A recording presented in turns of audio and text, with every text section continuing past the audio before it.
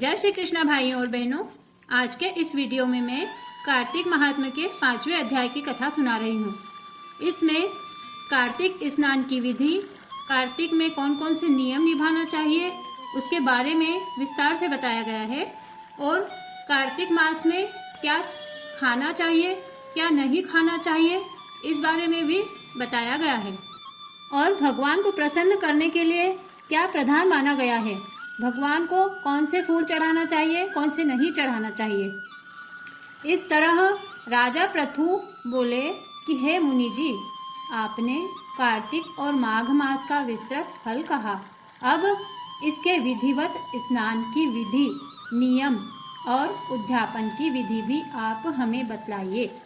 नारद जी ने कहा कि आप विष्णु भगवान के अंश से उत्पन्न हुए हैं, अतएव यह बात आपको मालूम है। मैं यथोचित विधान आपसे कहता हूँ और आप उसे सावधान होकर मन लगाकर सुनो। अश्विन मास की शुक्ल पक्ष एकादशी से शुद्ध होकर कार्तिक मास का व्रत करना आरंभ करना चाहिए। इस व्रत को करने वाला सर्वदा रात्रि के चौथे प्रहर में उठ जाए और जल का पात्र लिए गांव से बाहर पूर्व अथवा उत्तर दिशा में जावे।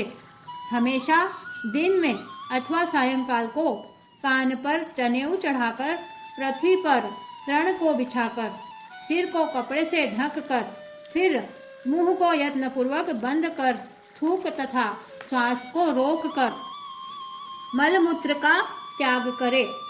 इस तरह अपने अंगों की शुद्धि करके दातुन नहीं करता उसके सब मंत्र निष्फल हो जाते हैं।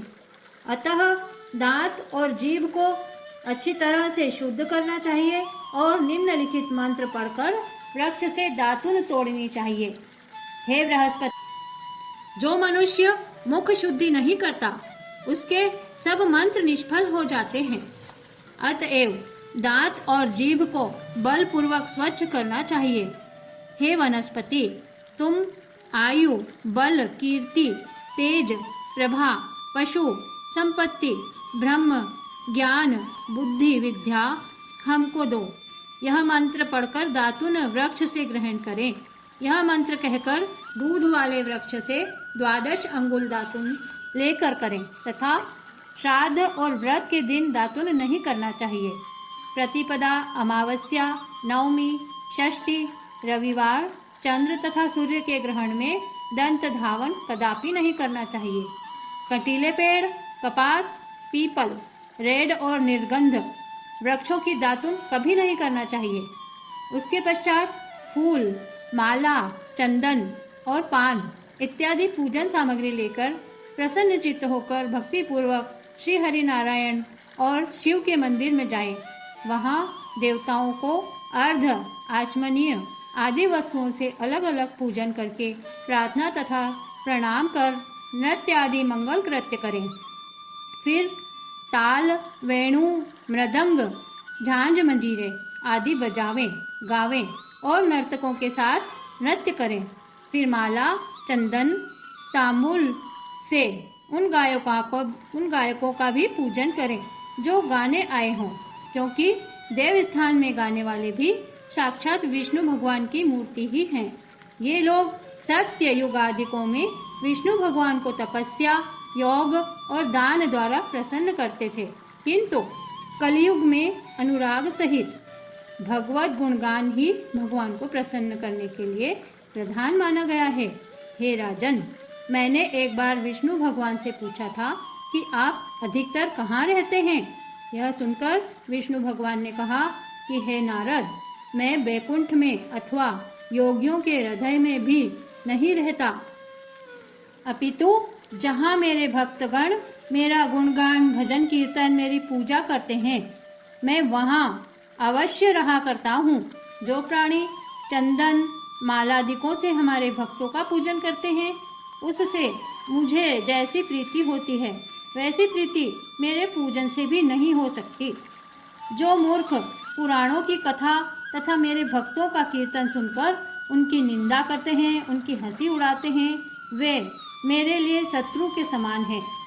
शिरीष, धतूरा, गिरजा, चमेली, केसर, कंदार, मदार तथा कनेर के फूल और अक्षतों से विष्णु भगवान की पूजा नहीं करनी चाहिए। अड़हल, कंद, शीरीष, जूही, मालती, केवड़ा के पुष्पों से शिवजी का पूजन नहीं करना चाहिए। लक्ष्मी की अभिलाषा करने वाले पुरुष को चाहिए कि तुलसी पत्र से गणेश जी की पूजा नहीं करे।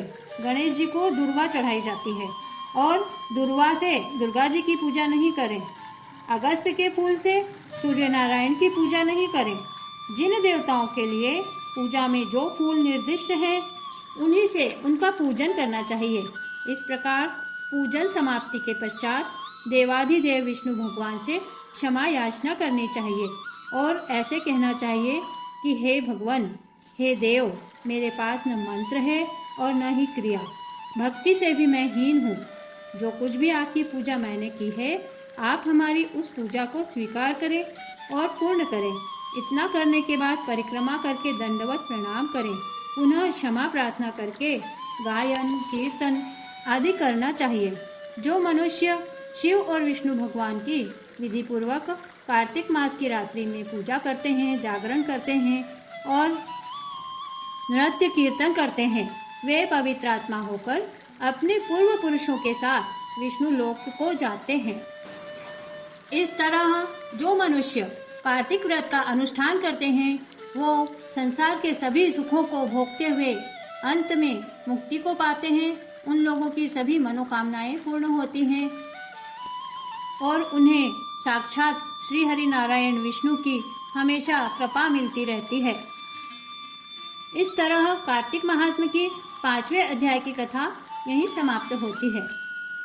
श्री कृष्ण गोविंद हरे मुरारी, हे नाथ नारायण वासुदेवा। कार्तिक महात्म्य सुनने के बाद प्रत्येक व्यक्ति को इस मंत्र का जाप अवश्य करना चाहिए। प्रिय भाइयों और बहनों, कार्तिक के महीने में भगवान दामोदर को प्रतिदिन अन्न की किसी भी चीज का भोग अवश्य लगाना चाहिए और सुक्री का भजन गाना चाहिए। तो चलिए यह सुक्री का भजन मैं आपको सुनाती हूँ, आप भी सुनकर इस भजन को जरूर गाइएगा। लाडू ले ले दामोदरिया रे, पेड़ा ले दामोदरिया रे, तू क्यों ठनके गुलगुला गुल पापड़ी, घी में तो घेवर सान दिया, मारा लाल जी की सुकरी गाऊं तो निर्मल होय जी, गोपाल जी की सुकरी गाऊं तो निर्मल होय जी। कौन तो गावे कुण बजावे, कौन तो बांधे बंदना, कौन सुहागन सूट सांधे, कौन तो मिर्गा लोचनी, मारा लाल जीरी सुकरी गाऊं तो निर्मल होय जी, गोपाल जीरी सुकरी गावा तो निर्मल होय जी। मैं तो गावा मैं बजावा, मैं तो बांधा बंधना, मैं सुहागन सूट सांधा, मैं तो मिर्गा लोचनी, मारा लाल जीरी सुकरी गावा तो निर्मल होय जी, गोपाल जीरी सुकरी गावा तो निर्मल होय जी। गावता घर बार मिल गया श्री भगवान जी, द्वारिका नाथ मिल गया श्री भगवान जी, मारा लाल जीरी सुकरी गाऊं तो निर्मल होय जी, गोपाल जीरी सुकरी गाऊं तो निर्मल होय जी। इसके बाद भगवान को आचमन करवाएंगे।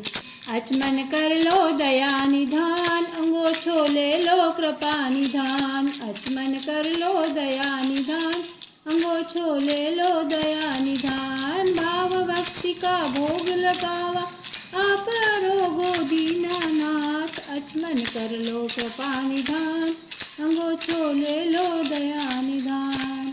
बोले कृष्ण कन्हैया लाल की जय।